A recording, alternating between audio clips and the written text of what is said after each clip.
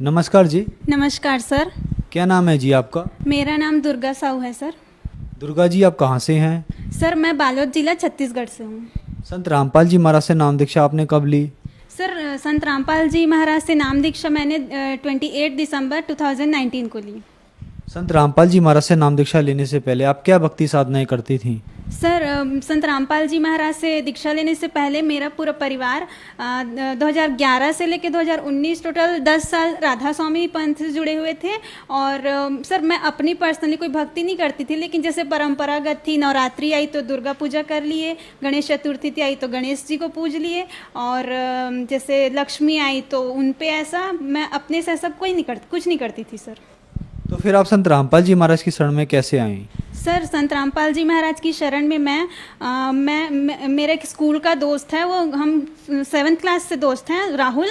तो फिर एक बार हम ऐसी मैं कॉलेज में आ गई थी, कॉलेज में थी, तो फिर एक रात उनसे ऐसी बातें हो रही थी। तो सर मैं अपनी प्रॉब्लम बता रही थी, मैं डिप्रेशन में थी, तो उनको बता रही थी मैं ऐसा ऐसा प्रॉब्लम है, ऐसा ऐसा। फिर उन्होंने मुझे बोला कि प्रॉब्लम है, आप बस वो मुझे पहले बस सत्संग देखने बोली, यहाँ से यहाँ साधना चैनल पे 7:30 से 8:30 तक शाम सत्संग आता है, वो सत्संग आप देखो और पूरे परिवार को दिखाओ, जगत गुरु तत्वदर्शी संत रामपाल जी महाराज का। फिर हम लगातार 3 महीने सत्संग देखे सर। उसके बाद हमने हम दीक्षा लेने गए आश्रम, क्योंकि हर जिले में नाम दीक्षा केंद्र उपलब्ध है, तो हम वहाँ गए और मैं, मेरे मम्मी, मेरे पापा, हम लोगों ने दीक्षा ले ली जगत गुरु तत्वदर्शी संत रामपाल जी महाराज से।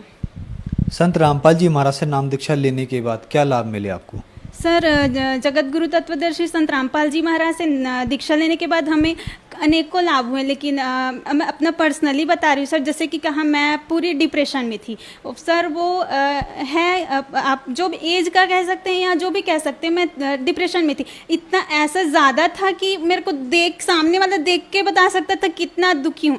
और किसी को कॉल करती भी थी तो पहले रोना ही होता था, उसके बाद अपना प्रॉब्लम शेयर करना होता था। इतना ज़्यादा अंदर से पूरा, उसके साथ साथ उसके दिमागी तौर पे मैं पूरा बीमार ही पड़ जाती थी सर। हर महीने ऐसा होता था, डॉक्टर को दिखाओ, डॉक्टर फिर बोलता था ये प्रॉब्लम है, ये ठीक नहीं होगा। फिर ऐसे करते करते सर मुझे माइग्रेन का शिकायत होने लगा। हम डॉक्टर को दिखाते थे तो डॉक्टर बोलते थे इनको माइग्रेन का प्रॉब्लम है, और माइग्रेन इनको बहुत प्रॉब्लम है ऐसे करके। और वो ऐसा बोलते, माइग्रेन है इसलिए ये कभी ख़त्म नहीं होगा, ऐसे नहीं बोलते थे। वो बोलते थे माइग्रेन इनको ऐसा है कि वो नहीं ख़त्म, क्योंकि मेरी शरीर ही वैसी थी सर। मैं एकदम अस्वस्थ, मैं बिल्कुल, और ऐसा हेडेक होता था 1 घंटे के लिए कि मैं अपना सर दीवार पे ठोकूँ तो भी मुझे पता नहीं चलता था कि यहाँ पे ऐसा है करके। और लाभ सर, मेरे घर में तो गृह क्लेश बहुत था। मेरे पापा को वैसे ही सेम लेवल का गुस्सा आता था, मुझे भी गुस्सा आता था, पूरा चिड़चिड़ापन था शरीर में। मम्मी को भी वैसे ही गुस्सा आता था,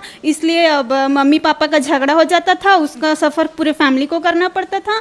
तो अब सर हम बहुत शांति से हैं, झगड़ा है ही नहीं। और नशा तो था ही सर, पापा का नशा था, नशा से तो फिर लड़ाई, फिर सेम रिवर्स प्रोसेस, और लड़ाई इतना कि हम कहाँ जाएं, क्या करें, ऐसा हो जाता था। पूरा तमाशा टाइप का हो जाता था, क्या करें। तो ये अपने में, और मैं जिस एज की हूँ तो वहाँ तो मेरे लिए बहुत एकदम, अब कोई भी फील करेगा सर ये बहुत गंदी चीज़ है। और वो ऐसा, अब इमेज की बात अलग है, लेकिन मैं, यही सब मेरा कारण था कि मैं डिप्रेशन में थी। मेरे इसका इफ़ेक्ट मेरे शरीर को पड़ता था, फिर वो उधर वहीं से प्रॉब्लम शुरू होता था। वो एक उसका नशा जड़ बन गया था हम लोग के घर में, जो क्लेश था उसका। वो 10 साल से राधा स्वामी पंथ में थे, वहाँ उन्होंने डेरा ब्यास से नाम दीक्षा लिया हुआ था। उसमें भी वहाँ नशा छूटेगा करके ही लिए थे वहाँ, क्योंकि वहाँ ऐसा एक चलती आ रही परंपरा कि राधा स्वामी वाले नशा नहीं करते, मांस मछली नहीं खाते। तो यही सोच के मेरे दादा दादी 40 साल से हैं, तो उन्होंने मम्मी पापा को भी दिला दिया, तो वो 10 साल से वहीं थे।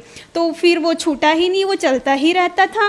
फिर और मेरा मेन उद्देश्य वही था, मैं नहीं तो कम से कम मेरे में जो पापा का जो नशा है वो छूटे, और कम से कम हम शांति से रहें। लेकिन हमको तो यहाँ आने के बाद अलग ही पूरा क्या है, हम पढ़ क्या रहे हैं और पढ़ने का मतलब क्या है, वो सारी चीज़ें पता चल गई सर। नशा बहुत करते थे मेरे पिताजी, तो हमने दीक्षा ली जगत गुरु तत्वदर्शी संत रामपाल जी महाराज जी से, और उनके भक्ति विधि बताई। भक्ति विधि ऐसी चल रही कि मेरे पापा जी का नशा छूट गया।